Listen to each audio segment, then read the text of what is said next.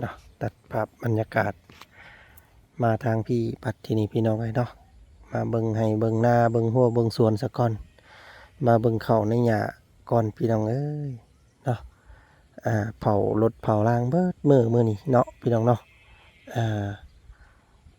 บ่ได้พี่น้องเอ้ยเป็นสาเหตุฮู้แล้วเนาะว่าเกิดจากหยังน้ำพี่น้องเอ้ยเนาะน้ำหัวเข้าตรงกระจกหน้าแหละเนาะเป็นตามขอบมันบ่แจบเนาะที่นี่อีหยังยางอีหยังซิลิโคนอีหยังเพิ่นใส่น่ะมันทะลุเนาะแต่ที่นี่น้ำมันก็เลยซึมเข้าก็เฮ็ดให้ระบบไฟล้วนบัดนี้พี่น้องเอ้ยเนาะตอนนี้ทางสร้างเพิ่นก็กำลังเป่าพัดลมให้ภายในเนาะระบบภายในมันแห้งแต่ว่าถ้าสิอุดถ้าสิอันตันเนาะหม่องมันหัวนั่นแม่นบ่ได้ว่าซั่นพี่น้องเอ้ยทางสร้างอยู่ศูนย์เพิ่นแนะนำนะเนาะที่นี่ก็เลยเพิ่นว่าต้องได้เปลี่ยนกระจกใหม่เปลี่ยนเบิดเลยกระจกทั้งหน้าเนาะบ่าวจันก็เลยว่าโอ้ยถ้าจะเปลี่ยนแบบนี้นี่มันก็บ่สบายใจแล้วว่าซั่นซะพี่น้องเอ้ยเนาะสิขอเปลี่ยนคันใหม่เลยซะว่าซั่นซะเนาะเว้าน้ำเพิ่นแบบนี้พี่น้องเอ้ยแต่ที่นี่ก็ทางศูนย์รถเนาะทางอันว่าบริษัทเพิ่นนั่นแหละพี่น้องเอ้ยก็เดี๋ยวมื้ออื่นเพิ่นสิมาเบิ่งตัวจริงเพิ่มเติมเนาะมาเบิ่งตัวจริงแล้วก็สิว่ากันเรื่องเปลี่ยนบ่เปลี่ยนว่าซั่นพี่น้องเอ้ยเนาะก็ลองหาเบิ่งอีกมื้ออื่นรถก็ได้ปะหันแล้วพี่น้องเอ้ยรถบ่าวจันก็ปะอยู่ในศูนย์นั่นแหละบ่ได้กล้าขับมาเลยมื้อนี้เพราะว่ามันฟ้าลมฝนตกไปสิแหละย่านมาแล้วมันเป็นอีกนะเนาะก็เลยพากไว้น้ำหันเลยพี่น้องเอ้ยมาเบิ่งทั้งพี่บัดที่นี่เนาะเท่าเขาพี่น้องพอเกี่ยวไปแล้วเนาะหยุ่งยองล่มไปแล้วพี่น้องขนาดเขาพันเตี้ยได้นี่เนาะยังล่มได้ขนาดนี้พี่น้องเลยโอ้ยที่โทเบิ่งก่อนเนาะนี่ให้นี่แหละเต็มแน่พี่น้องเลยแล้วก็ให้ลุ่มนี้ให้ตัวนั้นเมนบ่ได้แล้วตัวนั้นเนาะถือว่าถิ่มเลยทั้งหญ้าทั้งยุและพี่น้องเลยแต่ว่างามอยู่เขาเนาะมิดสวยๆอยู่พี่น้องเลยโอ้จังไดบาทนี่ทางนี้ก็แห้งแล้วพี่น้องเลยเต็มให้นี่น้ำเต็มเนาะพี่น้องนะ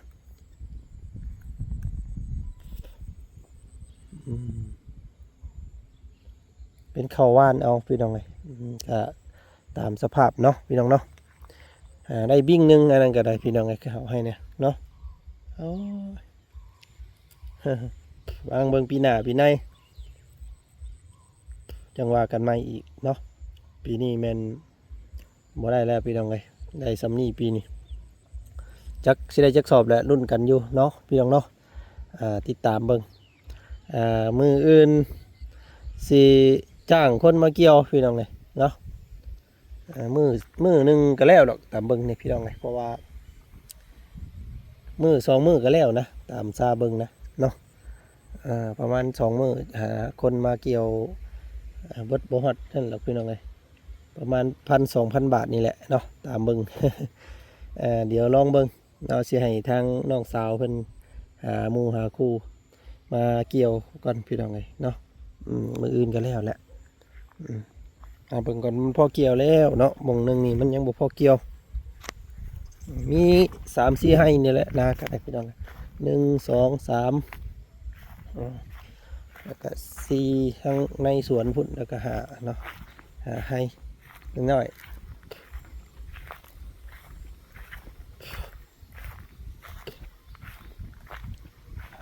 ตั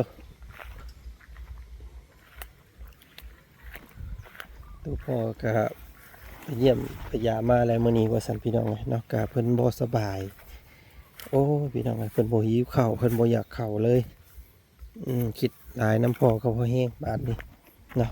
ตัวพ่ออยู่ข้างในก็ เดืองจ้อยพี่น้องเอ้ยเนาะบ่อยากเข้าบ่อยากน้ำจักสิเฮ็ดจังไดบัดนี้โอ้ยเนาะรถรางก็เป็นแบบนี้มีแต่แนวเครียดแท้พี่น้องเนาะรอจันทร์ปีนี้อืมงานการก็บ่อำนวยอ้ายจังไดมันเป็นช่วงมรสุมบ่เนาะพี่น้องเนาะเฮ็ดจังไดเนาะดวงจังสิพื้นผู้ดีขึ้นมา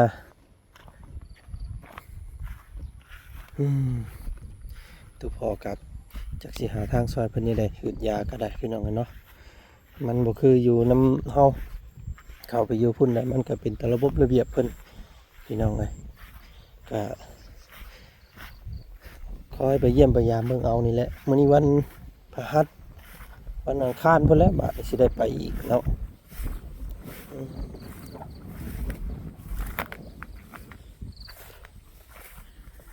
อันนี้ก็ลมมาแล้วแต่ว่าลมไปพายเดียวกันอยู่พี่น้องบ่ได้ยงได้ยองปานใดเนาะเบิดให้นี่สิได้อยู่ประมาณ2กระสอบนี่แหละตัวนี้ต้องแพงแรงเข้าก็ได้โอ้ยเฮ้ยเนาะ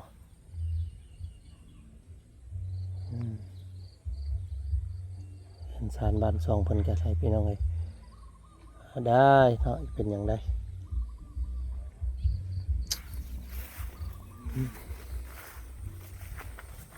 มาเบิ่งทางนี้ตื่มก่อนอันหญ้าพลึกนี่หญ้านี่พี่น้องเอ้ยเนาะโอ้ยงามขนาดหญ้า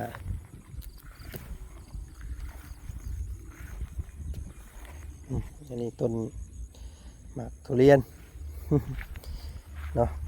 จักสิได้กินบ่ได้แล้วพี่น้องเอ้ยลองเบิ่งเป็นต้นกะหล่ำเบิดแล้วบ่จักแล้ว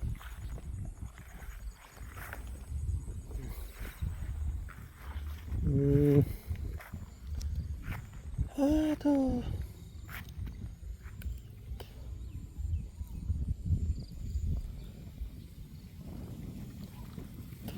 น้องปลาก็วอกไว้ขนาดน้ำนี่พี่น้องน้ำเห็นบอกกันน้ำเนาะโอ้ยันแต่บ่กุ้มแล้วแบบยันบ่กุ้มปีบ่กุ้มเดือนซ้ำดอกนี่พี่น้องเอ้ยเนาะน้องปูน้องปลาก็ได้เอ้ยตายจังได้ละบาดนี่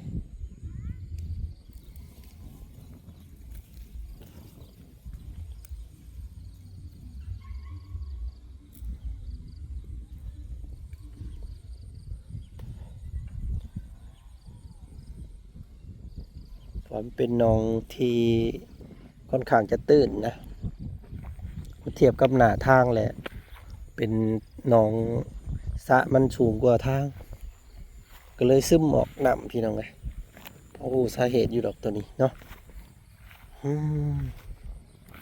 จังไดสัก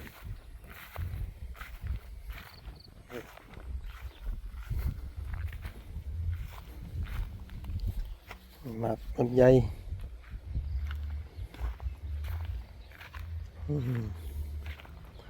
สมพู่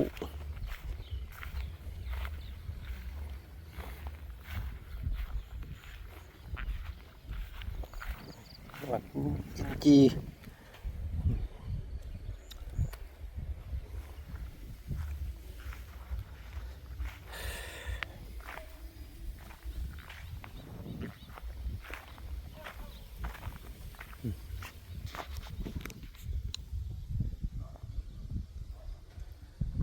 เนาะกะพูดแล้วพี่น้องเลย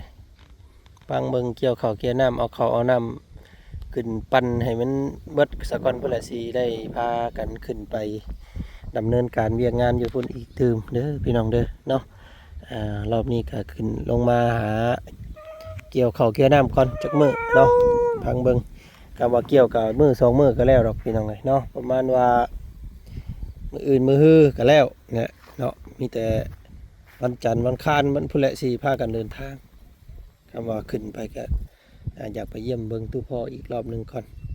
วันอังคารพี่น้องเลยเนาะ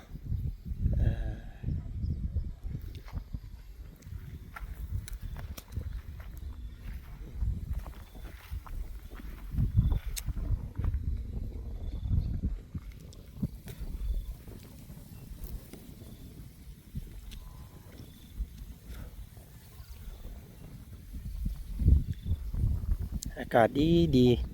ตอนแรงๆเด้อพี่น้องเด้อเนาะตอนนี้ก็4 โมงแรง5 โมงแรงแล้วกับทักทายสบายดีพ่อแม่พี่น้องหมู่เพิ่นกันเบิดสู่ขู่สู่คนเนาะพามาเลาะเบิ่งให้เบิ่งหน้าคือเก่ามื้อนี้เนาะเขาก็ถือว่าอันนั้นแหละพี่น้องเอ้ย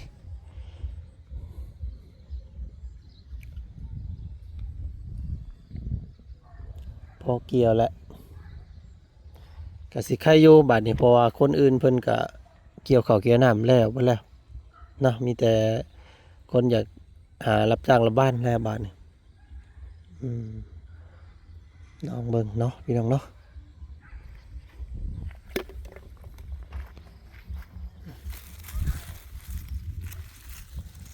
6 กระดอโอ้ยลองสะกะปูปลาจักจะได้กินสำใดแหละเนาะมาเด้อพี่น้องเอ้ย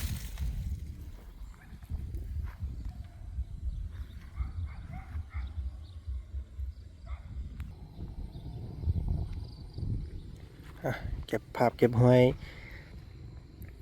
ไปให้ทุกพ่อเพิ่นเบิ่งก่อนพี่น้องเอ้ยเนาะภาพในเขาในนาไปแต่เก่าก็บ่ได้ให้เราเบิ่ง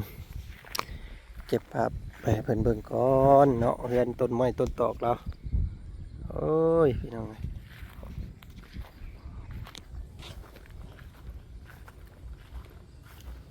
อืม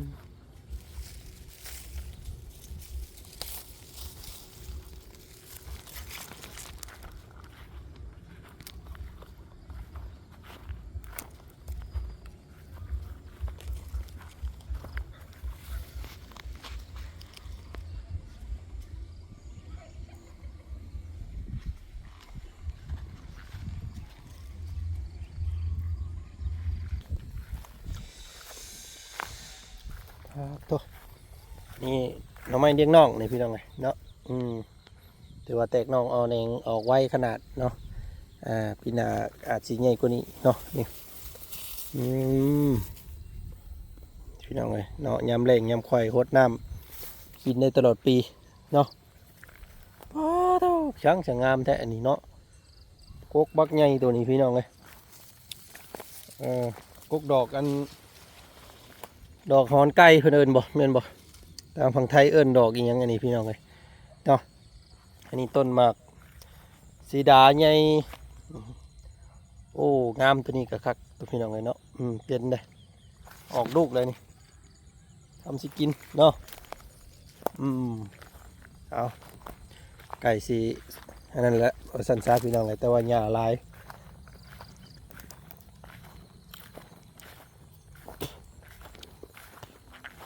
ตกยำแดงมากกับแห้งแล้งแล้วต้องมาใส่ฮดแล้วพี่น้องเลยเนาะเข่าปู้ล่มพี่น้องเข่า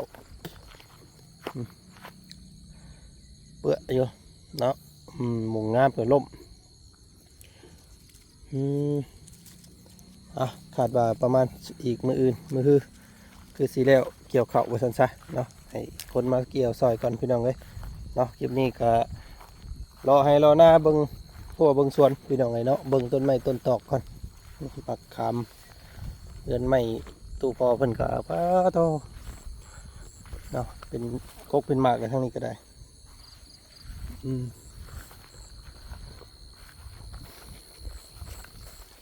ผลโปรยปลายพี่น้องมือนี่เนาะไปหับลูกสาวฝนตกโอ้โห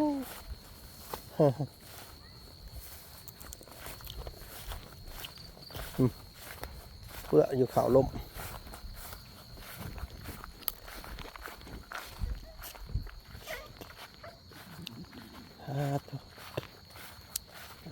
เอา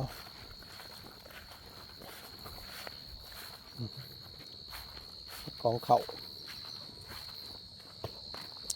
เกี่ยวนี่กับเกี่ยวหันเนาะขึ้นมานี่พี่น้องเลยกระสิปันปินหนาเขาข้างในพุ่นเนาะรถเป็นมาปันขนมาไว้อยู่นี้ก่อน